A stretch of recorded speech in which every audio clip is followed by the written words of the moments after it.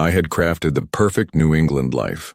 A colonial house on 2 acres in Vermont, my son's Harvard acceptance letter framed in my home office, and a wife whose Instagram feed of our family ski trips made her college friends seethe with envy. The neighbors called us the Richardsons, with that peculiar tone reserved for families who seem to have it all figured out. My BMW 7 Series, parked next to Melissa's Range Rover in the circular driveway, completed the portrait of success.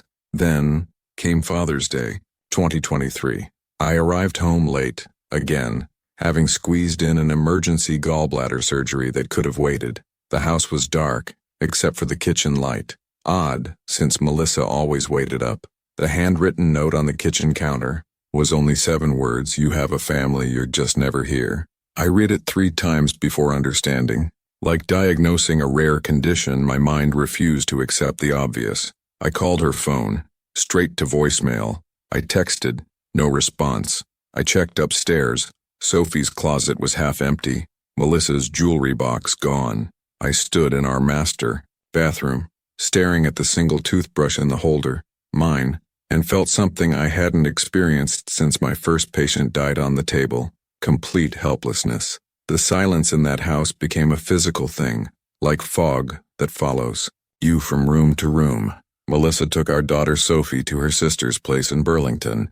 Our son Jake, home from his freshman year, moved into the basement and communicated through text messages even when we were both home. Going to bed, don't wait up. Left for work, pizza in fridge. I started spending 14 hours a day at the hospital, performing surgeries I could do with my eyes closed, just to avoid coming home to the emptiness I had apparently created years ago without noticing. At first, I told myself this was temporary, a wake-up call designed to get my attention.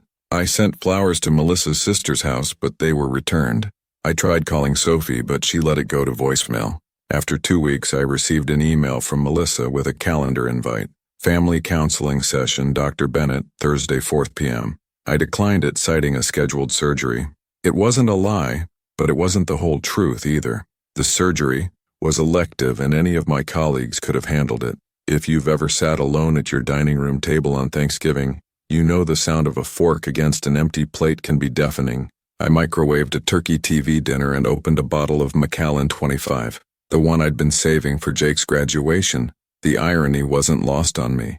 Here I was, one of Boston's top thoracic surgeons, a man who had held beating hearts in his hands, utterly incapable of keeping his own family intact. Christmas came and went. I volunteered to work, telling myself it was noble, letting colleagues with real families enjoy the holiday. The truth was simpler and more pathetic. I couldn't bear the thought of seeing the neighbors' houses lit up with decorations. Families gathered inside while I haunted my own home like a ghost. New Year's Eve, Jake actually joined me in the living room. We watched the ball drop in silence. At 12:01, he said, "Happy New Year, Dad," and disappeared back into the basement. It was the longest conversation we'd had in weeks. The breaking point wasn't dramatic. There was no shouting, no ultimatum, just a parent-teacher conference for Sophie that I missed because of an emergency surgery that could have waited. Melissa texted, "Sophie asked if you remembered her grade in chemistry. I didn't have the heart to tell her you never asked." When I finally called my wife, her voice had that Vermont steadiness, like someone telling you about a blizzard that's already started. "You know what the saddest part is, Richard? I don't think you'll even notice we're gone. Your real family has always been at Boston General." "That's not fair," I said, my surgeon's ego wounded. "Everything I've done for this family." She laughed, but there was no humor in it. "That's exactly what your father would have said." The comparison to my father felt like a scalpel between the ribs, clean, precise, and deeply painful. February brought divorce papers delivered to my office rather than the house, as if Melissa knew I'd be more likely to find them there. I didn't sign them, not out of hope or defiance, but simple paralysis. For a man accustomed to making life or death decisions in seconds, I found myself unable to decide anything about my personal life. 3 months after Melissa left, I was still sleeping in my office at the hospital twice a week. The cleaning staff had started leaving fresh towels on my couch without being asked. The cafeteria workers kept a coffee ready for me at 5 a.m. I had become a fixture in the hospital's ecosystem. like the ancient defibrillator in the third floor supply closet that no one used but everyone knew was there. The chief of surgery found me showering in the resident's locker room at 5 a.m. Dr. Caldwell had been my mentor since residency, a granite-faced Mainer who believed surgeons should be like their scalpels, sharp, sterile, and unmoved by anything but the task at hand. "Richardson, you look like hell," he said, his Maine accent making the concern sound harsher than intended. He leaned against the lockers, arms crossed, watching me dress like I was one of his residents again. "You're scrubbing in with Andrews today." Andrews was our hospital psychiatrist. For a surgeon in Boston's medical establishment, there's no greater humiliation than being forced into therapy by your superior. In our world, mental health issues were for patients, not physicians, especially not surgeons who prided themselves on being above such ordinary human frailties. "I don't need a shrink," I said, tightening my tie with more force than necessary. "I need an OR schedule." Caldwell didn't budge. "Your hands shook during the Morgenstern bypass yesterday." My defense died in my throat. We both knew what a tremor meant in our profession. "It was just low blood sugar," I lied. 9 a.m. Andrew's office, Caldwell said, already turning to leave. "Or clean out your locker." Andrew's office was everything a surgeon's isn't. Soft lighting, comfortable chairs, plants that somehow thrived despite the lack of natural light. No diplomas on display, though I knew he'd trained at Johns Hopkins. No surgical trophies, no photos with celebrities he'd saved. Just books and quiet. "Tell me about your father," Andrews said, leaning back in his chair with that practiced casualness therapist's perfect. "Navy man, career military. What's this got to do with my surgical performance?" I glanced at my watch, a habit patients found reassuring, the busy surgeon always in demand, but which I now realized was just another barrier I'd constructed. "Did he ever tell you he was proud of you? If you've ever felt your throat close up when someone asks about your childhood, you know exactly what happened next." I stood up to leave, but my legs betrayed me. I collapsed back into the chair and, for the first time since medical school, I cried in front of another man. Not dignified tears, but the ugly, snot-running kind that New England men are taught from birth to suppress. "My daughter's chemistry grade was a B+, I said between gasps. She was disappointed because she wanted an A, and I didn't even know. Andrews didn't react to my breakdown. He simply waited, as if a man sobbing in his office was as routine as a blood pressure check. "When I was 12, I continued. "Surprising. Myself, my father missed my championship baseball game. 3 days later, he asked how it went. I lied and said we lost. He nodded and said, 'That's life, son. Better get used to disappointment.' We'd won. I pitched a no-hitter, but somehow, I wanted his version to be true. "And now?" Andrews asked. "Now I'm him," I said, the realization hitting me like a diagnosis I should have seen earlier. "I've become my father." Andrews didn't offer tissues or empty platitudes. Instead, he said, "You've got surgeon's disease, Richardson. You think you can cut everything out, emotions, family obligations, your own needs, and the patient will survive. But you're both the surgeon and the patient, and you're bleeding out." He prescribed something no Boston doctor ever recommends: time off. 6 weeks, mandatory, no surgeries, no consultations, no hospital visits.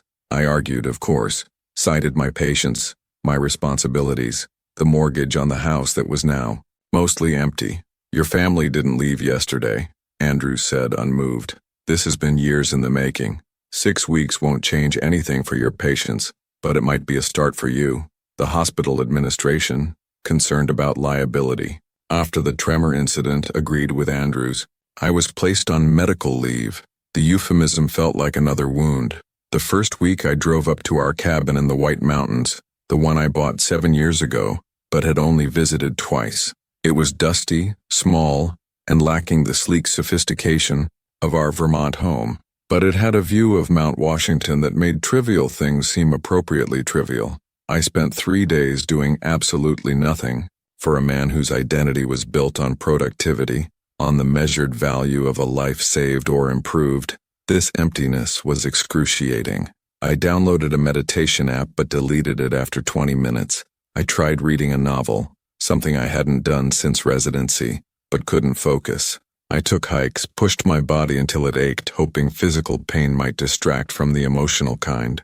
On the third night, in a moment of alcohol-fueled courage, I called Jake. "Dad?" His voice was guarded. "Is everything okay?" That question, the automatic assumption that I only called in emergencies, was a mirror I couldn't look away from. How many times had I called my own father? Only in crisis or obligation. "No," I admitted. "Nothing's okay, but I'd like to try to fix that. Would you come up here for a weekend? Just you and me?" The silence lasted so long I thought he'd hung up. "I have a paper due Monday," he finally said. "I can help. I was pretty good at that college thing once." Another long pause. "You'd actually help with my paper?" "Jake, I'd read the entire Harvard library if it meant spending a weekend with you." A soft exhalation, almost a laugh, but not quite. "It's about healthcare policy reform. Even better. I've got some opinions on that." "Yeah, I bet you do." This time it was definitely a laugh.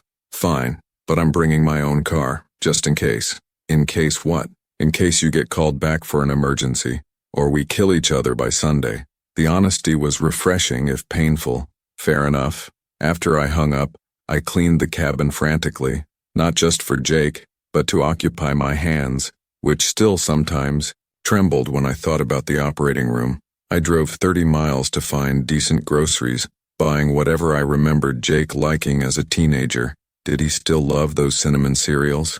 Did he drink coffee now? These basic questions about my son felt like trivia about a stranger. If you've ever realized you don't know your own child's preferences, you understand the particular shame I felt in the cereal aisle of a New Hampshire grocery store. Jake arrived Friday evening, looking more like a man than the boy I still pictured when I thought of him. He carried a backpack and a laptop case dressed in layers against the mountain chill. We shook hands, a gesture that highlighted the formality between us. "Nice place," he said, surveying the cabin with the appraising eye he'd inherited from his mother. "Very rustic. I bought it thinking we'd use it for family getaways," I admitted. "Never quite managed to make that happen." Jake nodded, not pursuing the obvious follow-up. "Why not?"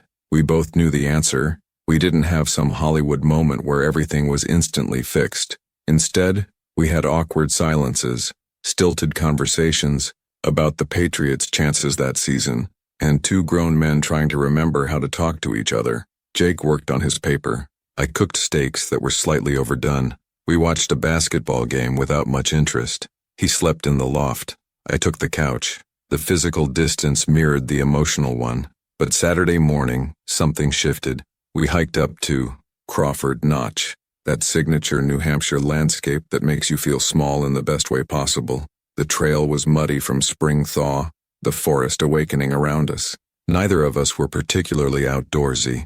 The Richardsons preferred climate-controlled environments and well-groomed ski slopes, but there was something purifying about the effort, the shared discomfort. At the summit, looking out over the valley, Jake asked, "Did you ever want to be anything besides a surgeon? If you've ever had your child ask you a question that strikes at your core, you know the terrifying privilege of that moment." "I wanted to be like my father," I said, surprising myself with the honesty. Strong, respected, necessary, but I think I misunderstood what made him necessary. "What do you mean?" I picked up a stone, turning it over in my hands. Surgeon's hands, meant for precision work, now idle. My father was a naval officer, always deployed, always on mission. When he was home, he filled every space with his presence. We all orbited around him. If he was in a good mood, the house was in a good mood. Jake was quiet, listening, really, listening, not just waiting to speak. "I thought that's what made him important," I continued. "Being absent, being missed, making us all wait for his attention, but now I think maybe he was just afraid of being home, of being ordinary, of discovering he didn't know how to be a husband or a father." "Is that why you work so much?" Jake asked, his voice neither accusing nor forgiving, just curious. "Partly," I admitted, "and partly because I'm good at it. Being a surgeon is clear. There are problems to solve, lives to save. The metrics for success are straightforward." I looked at him, this young man I'd helped create but barely knew. Being a father? There's no residency program for that, no board certification. You can go years thinking you're doing fine only to discover you've been failing the whole time. Jake threw a stone into the valley below. You weren't always failing. The qualification, always way, was painful but fair. Do you remember when I broke my arm in 6th grade? He asked. I nodded. You fell out of the Williams treehouse. You canceled 3 surgeries to be at the ER with me. Jake was still looking, out at the view, not at me. The nurse told Mom you were some big shot, and I remember feeling important, like I mattered enough for the big shot to show up. You did. You do. My voice cracked. But then you went right back to the hospital. The next day. And the day after that. And I figured the big shot had more important things to do. The hike down was quieter, each of us processing. But the silence felt different. Not empty, but full. Something had been uncovered between us. Like archaeologists finding the foundations of an older structure beneath newer ruins. That night, Jake worked on his paper at the kitchen table while I attempted to cook pasta. My surgical precision failed to translate to culinary skills, and the sauce burned slightly. We ate it anyway. Want to read what I have so far? Jake offered, turning his laptop toward me. I sat beside him and began reading his analysis of systemic inequities in American healthcare, a subject I'd navigated daily but rarely examined critically. The paper was insightful, challenging many assumptions I'd internalized throughout my career. This is really good, I said, meaning it, but you're missing an insider's perspective on how hospital billing actually works. Jake raised an eyebrow. Care to enlighten me, Dr. Richardson? And so I did. We spent the next 3 hours dissecting the healthcare system I'd been part of for 2 decades. Jake took notes, asked pointed questions, made me defend practices I'd long accepted. For the first time, I saw my profession through my son's eyes, not with awe at the life-saving magic, but with critical assessment of its failures and inequities. Sunday, Jake was showing me his research on climate policy's impact on rural communities, his real academic passion. I was actually listening, not just waiting for my turn to dispense fatherly wisdom or shift the conversation back to medicine. When he left, we hugged, and it didn't feel like we were both counting to 3 before pulling away. Tell Sophie I miss her, I said as he packed his car. Jake nodded. I will, but you could tell her yourself. She doesn't answer my calls, so keep calling. He closed the trunk. That's the thing about kids, Dad. We notice who gives up and who doesn't. It's been 10 months now. Melissa and Sophie are still in Burlington. We're not divorced, but we're not reconciled either. We're something more honest. 2 people figuring out if there's anything left to save. I go up every other weekend. Sophie is teaching me to rock climb at the indoor gym. She laughs at how terrified I am of heights, a surgeon who can't handle being 10 feet off the ground. It's different, I tried explaining once. Chalk dust on my hands. In surgery, I'm in control. Everything is precise. It's just hoping the rope holds. That's why I like it, Sophie said, already 15 feet above me. You have to trust things outside yourself. Trust has become our theme. Small trusts, rebuilding. Melissa meets me for coffee now sometimes. We talk about the kids, about the house, which I'm selling, about the future, which remains uncertain. She started a floral design business that's gaining traction in Burlington. Her Instagram still shows perfect arrangements, but they're real now. Her work, her passion, not carefully curated family portraits. Do you remember our first apartment? She asked during our last coffee. That place in Cambridge with the leaky faucet? I did. 2 rooms above a noisy bar. During my residency, we were poor, exhausted, and deliriously happy. I keep thinking about how we'd sit on that fire escape with cheap wine, she said, stirring her latte. Planning our someday life. We got the someday, I said. Just not the life. She smiled sadly. That's actually profound, Richard. Maybe you've learned something from all this. I've learned many things, none of them profound enough to heal the wounds I've caused. I've learned that the hardest surgeries aren't performed in operating rooms, that some cuts can't be closed with sutures and time, that sometimes the best you can hope for is a scar that eventually fades to a thin, silvery line, visible if you know where to look, but no longer painful to the touch. I'm still at Boston General, but I've reduced my surgeries by half. My colleagues were shocked when I declined the department chair position, the brass ring I'd been chasing for a decade. The chief understood, though. Family time is non-renewable, Richardson, he said. No one on their deathbed wishes they'd performed one more appendectomy Dr. Andrews and I still meet weekly, not just because the hospital requires it, but because I've found value in the discomfort of self-examination. Last month, he asked if I'd speak to a group of surgical residents about physician burnout. 10 years ago, even 1 year ago, I would have considered it beneath me. Now I see it as necessary. I told those residents about the tremor in my hands, about the empty house in Vermont, about mistaking absence for importance. Some looked skeptical, young surgeons flush with the godlike power of their profession, but others nodded. One young woman approached me afterward. "My daughters too," she said. "Sometimes I fear I'm already missing too much." "You probably are," I told her, "but you're asking the question. That's already more than I did." Last week Jake called me, not because he needed anything, just to tell me about a professor who reminded him of me. "Brilliant, but kind of a hard ass," he said, then added, "but getting better at listening. There are still days when I miss the adrenaline rush of back-to-back surgeries, when I feel most myself in scrubs with a scalpel in hand, when the quiet of my new condo in Boston feels like failure rather than balance. If you've ever had to redefine success in midlife, you know it's like learning to write with your non-dominant hand. Awkward, frustrating, and never quite as fluid as you'd like. That's the thing about family earthquakes. They reveal the fault lines that were always there. You can't undo the damage. You can only rebuild on firmer ground, with better materials, and the humility to know another quake might come. I saved a patient yesterday, a complicated valve replacement that went flawlessly. Afterward, instead of moving immediately to the next surgery, I called Sophie, just to hear about her day. It wasn't a grand gesture. It won't repair years of absent fathering, but it was something real. I'm not the father I should have been, but for the first time, I'm the father I'm trying to become. Unlike my own father, I want my epitaph to be more than "he was necessary."